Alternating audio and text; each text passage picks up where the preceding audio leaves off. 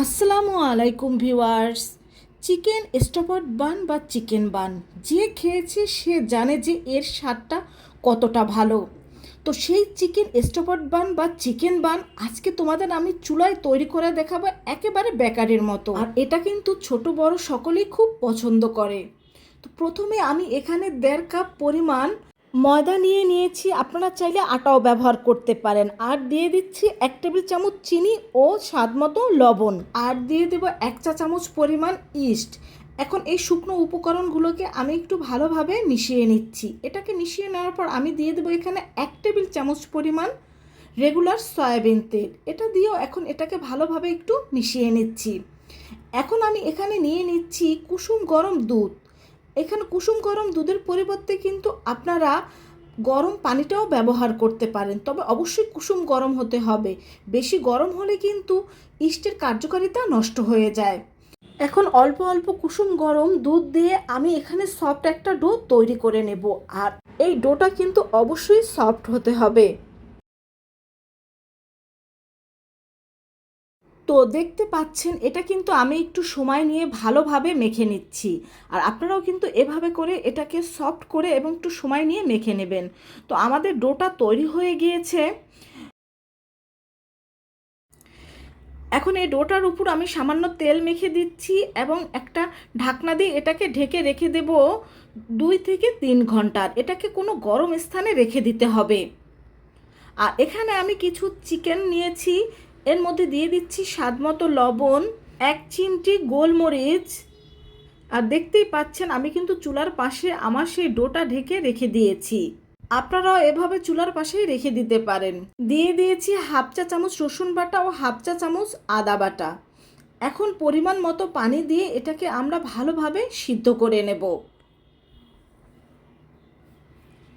তো আমাদের চিকেনটা সিদ্ধ হয়ে গিয়েছে। এখন এটাকে আমি নামিয়ে ঠান্ডা করে নেব। ঠান্ডা করার পর একটা কাঁটা চামচের সাহায্যে আমি এইভাবে করে এটাকে ছাড়িয়ে নেব। আপনারা চাইলে যে কোনোভাবে এটাকে এইভাবে করে ছাড়িয়ে নিতে পারেন, তবে এই চিকেনটা কিন্তু এরকমই হবে। তো সবগুলো আমি ছাড়িয়ে নিয়েছি। এখন একটা প্যানে পরিমাণ মতো তেল দিয়ে দিয়ে দিচ্ছি 1/2 কাপ পরিমাণ পেঁয়াজ কুচি। তবে এই পেঁয়াজটা কিন্তু আমরা একেবারে ব্রাউন করে ভেজে নেব না, এই পেঁয়াজটা আমরা সামান্য পরিমাণে ভেজে নেব। সামান্য ভাজা হয়ে গেলে এর মধ্যে দিয়ে দেব পানি মশলা কষানোর জন্য। দিয়ে দেব 1 চা চামচ লাল মরিচের গুঁড়ো, 1 চিমটির মতো ভাজা জিরা গুঁড়ো ও 1/2 চা চামচ আদা বাটা, 1/2 চা চামচ রসুন বাটা। এখন এই মশলাটাকে আমি একটু ভালোভাবে কষিয়ে নেব। আর দিয়ে দিচ্ছি 1 চিমটির মতো গরম মশলা গুঁড়া। এটাকে ভালোভাবে কষানোর পর এর মধ্যে সেই চিকেনগুলো আমরা দিয়ে দেব। তো এই মশলার সাথে চিকেনটাকে কিন্তু আমি বেশ কিছুক্ষণ কষিয়ে নেব। এটা 2 থেকে 3 মিনিট কষিয়ে নিলেই হবে।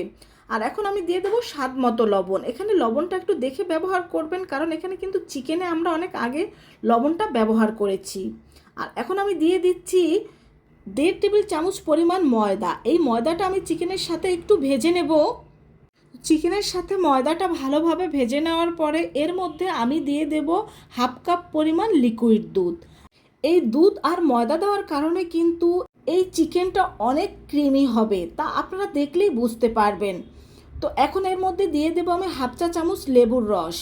আর দিয়ে দিচ্ছি 1/2 চা চামচ সয়া সস ও লেবুর রসের সাথে চিকেনটা একটু ভালোভাবে মিশিয়ে নিচ্ছি। আর এখানে আমি দিয়ে দেব মেজারমেন্ট কাপের 1 চিমটি পরিমাণ গোলমরিচ গুঁড়ো।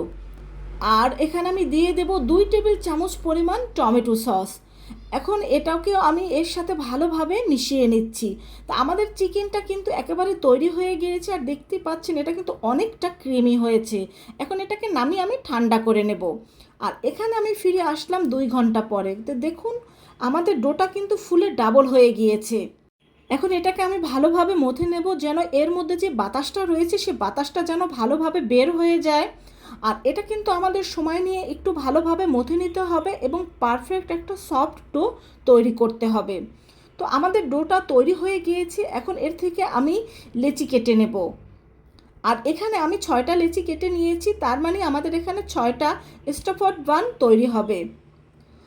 এখন একটা ডো নিয়ে প্রথমে আমি একটা রুটি তৈরি করে নেব। এখানে দিয়ে দিচ্ছি সামান্য ময়দা। তো আমি একটা রুটি তৈরি করে নিচ্ছি। আর এই রুটিটা কিন্তু বেশি মোটা হবে না বা বেশি পাতলা হবে না। আপনাদের আমি দেখিয়ে দিচ্ছি রুটিটা ঠিক কীরকম হবে। বেশি মোটা হলে কিন্তু এটা খেতে ভালো লাগবে না, আর বেশি পাতলা হলে কিন্তু এটা ছিঁড়ে যাবে। আর এখানে আমাদের চিকেনটাও কিন্তু ঠান্ডা হয়ে গিয়েছে।